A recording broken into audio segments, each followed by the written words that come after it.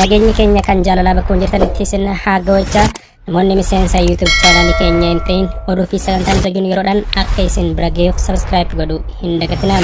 Nu jabeessuudhaaf ammoo like, comment, share godhachaa gamanumaan gara bal'ina oduu keenyaatti isin dabarsinaa.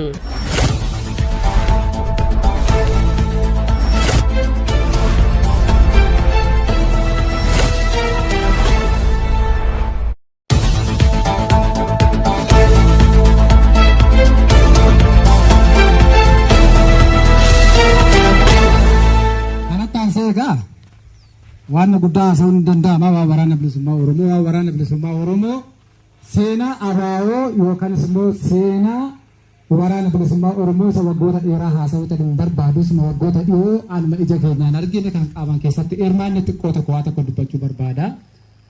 Waraanni bilisummaa Oromoo keessattiyyuu waggoota arfan darban keessatti haalonni silaati hin eegamnee fi haalonni silaa hin yaadamne waraana bilisummaa Oromoo mudatee ture. Aggaamni hedduun fira keenyarraas, aggaamni hedduun diina keenyarraas, aggaamni hedduun biyya keessaas, aggaamni hedduun biyya alaarraas waraana bilisummaa Oromoo akkasumas waraana bilisummaa Oromoo callaa miti kaayyoo abaaboo waggoota 50 ol sabboontonni keenya uummanni Oromoo biyya keessa biyya alaa itti dararaman kan baay'ee lubbuutti dhaban, kan baay'ee qaama qalbiitti dhaban kaayyoon kun baduudhaaf aggaamni hedduutu aggaamame.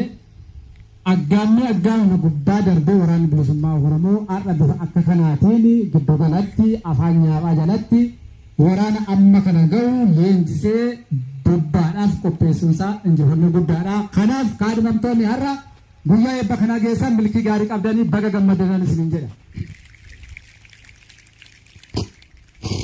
Egaa kanatti fufee uummanni har'a iddoo kanatti walitti qabamtan jirtu uummanni kuni waan baay'ee dubbachuun barbaadu. Egaa uummanni Oromoo baay'een iddoo kana dhuftan kan kalee dhagaa nutti guurtanis kan kalee dhagaa nu walaa buuraa turtanis har'a waan baay'ee keessa dabarre har'a qaama wal bira geenya ijaan wal agarre. Kanaaf warri dhagaa nutti guurtanis warri dhagaa nu duraa buuraa turtanis baga nagaadhaan guyyaa har'aa geenya ijaan wal agarre baga gammaddanii baga gammanneen isiniin jedha.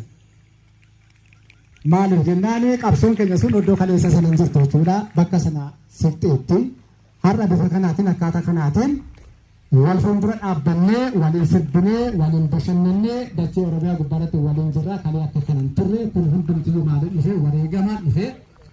Kanaaf haala kanaatiin uummata Oromoo haala kanaatiin waraana bilisummaa Oromoo haala kanaatiin qondaalota waraana bilisummaa Oromoo bakkee garaagaraatti dhuftanii iddoo kanatti walitti qabamee amma jirru kanaan sagantaa kana hirmaachuu keenya kan dandeessise dhiigaaf lafeetitti cabe.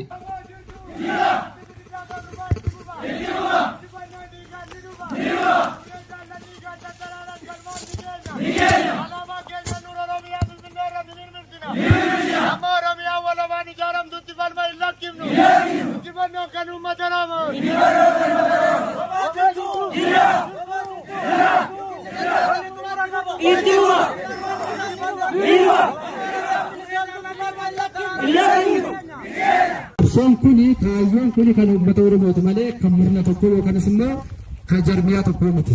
Kanaaf yoo waaqallee kadhannu waaq nu bilisoomsi jenna malee waaq ijoollee kana bilisoomsi hin jedhina. Kanaaf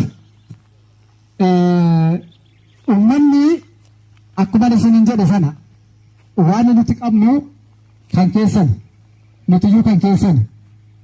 Kanaaf qabsoo kanas dhiibee namni bakka kanaan ga'e qabsoo kanas kunuunsee namni bakka kanaan ga'e isin waan injifannoo waraana bilisummaa Oromoo yeroo dubbannu waraana bilisummaa Oromoo duuba eenyutu jira yoo jedhani uummata Oromootu jira.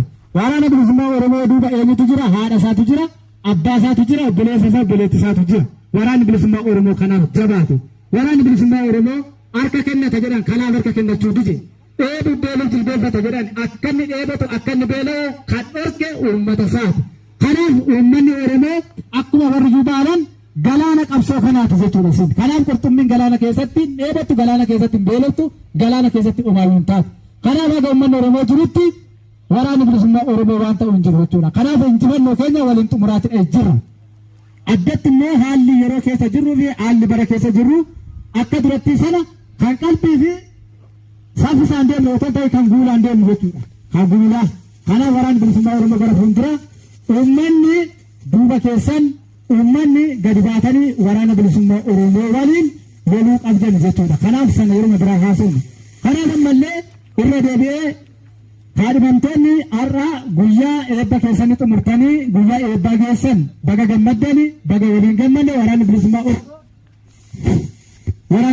Oromoos bakkee garaagaraa qondaalonni waraanni bilisummaa Oromoo iddoo garaagaraatti dhuftan baga nagaan dhuftanii akkuma nagaan dhuftan nagaan gala warri guyyaa eebba keessanii geessan baga gammaddanii eebbi keessan eebba milkii haa ta'u. Uummanni Oromoo bakka kanatti walitti qabamtan kanneen nyaata baatanii dhugaatii baatanii erga kaleessaatii bakka kanatti dadhabaa jirtan eebba kana milkeessuudhaaf kanneen dhama'aa jirtan hundumti keessan galanni keessan bilisummaadha baga gammaddanii baga waliin gammanne ulfaadha nagaadhaan gara mana keessanitti galaan isin jiru.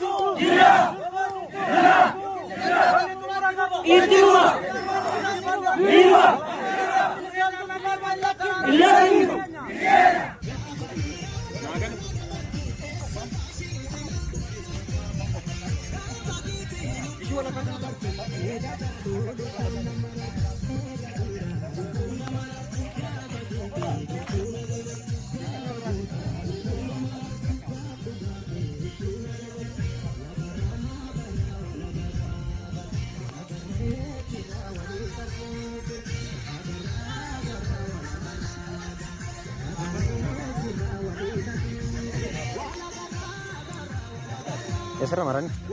Esra mar.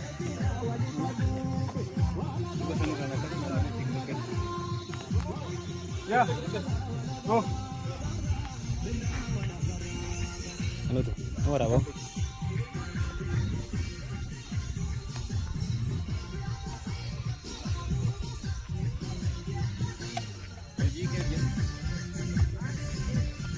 Otra vez.